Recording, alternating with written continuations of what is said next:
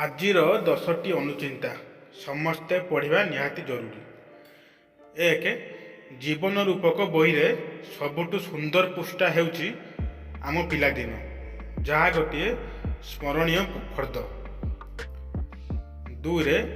ଏମିତି ଲୋକମାନଙ୍କ ଠାରୁ ସାବଧାନ ରୁହନ୍ତୁ, ଯେତେବେଳେ ଜଣେ ନିଜର ଲୋକ ମିଛ ପରେ ମିଛ କହିଚାଲେ ହେଲେ ସତଟା ଆମକୁ ଜଣାଥାଏ, ସେତେବେଳେ ହୃଦୟ ସହ ବିଶ୍ୱାସ ବି ମରିଯାଏ। 3. ଧନୀ ଆଉ ଗରିବ ମଧ୍ୟରେ ଗୋଟିଏ ଡିଫରେଣ୍ଟ।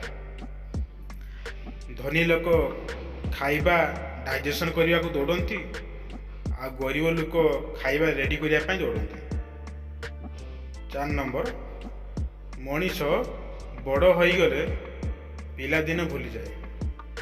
ବିବାହ ପରେ ପିତାମାତାଙ୍କୁ, ପିଲା ହେବା ପରେ ଭାଇ ଭଉଣୀଙ୍କୁ ଭୁଲିଯାଏ।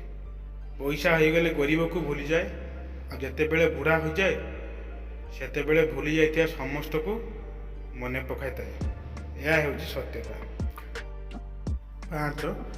ମଣିଷର ତୁମେ ଯେତେ ବଡ଼ ଉପକାର କର ନା କାହିଁକି, ପରବର୍ତ୍ତୀ ସମୟରେ ତୁମର ସାମାନ୍ୟ ଭୁଲ ହେଲେ ସେ ସେହି ଉପକାର କଥା ଟିକିଏ ମାତ୍ର ମନେ ପକାଇବ ନାହିଁ। 6. ଲାଇଫରେ କାହାକୁ କରିଥିବା ହେଲ୍ପ ଭୁଲି ଯାଆନ୍ତୁ, କିନ୍ତୁ କାହାଠାରୁ ପାଇଥିବା ହେଲ୍ପ କେବେ ଭୁଲନ୍ତୁ ନାହିଁ ଆଜ୍ଞା। 7. ଦେହର କ୍ଷତ ମଧ୍ୟ ଜଣେ ବ୍ୟକ୍ତିଙ୍କ ଦ୍ୱାରା କୁହାଯାଇଥିବା ଶବ୍ଦ ପରି ଯନ୍ତ୍ରଣା ଦିଏ ନାହିଁ। 8. ମନର ଭାବନା ସୁନ୍ଦର ହେଲେ ସାରା ସଂସାର ହିଁ ସୁନ୍ଦର ଲାଗିବ। 9.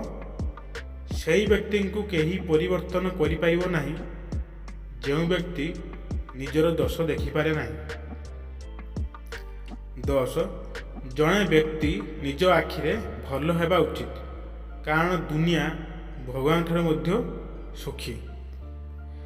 ଆପଣଙ୍କୁ ଏହି ଭିଡ଼ିଓ ଭଲ ଲାଗିଥିଲେ ଲାଇକ୍, ସେୟାର ଆଉ ସବସ୍କ୍ରାଇବ୍ କରିବେ।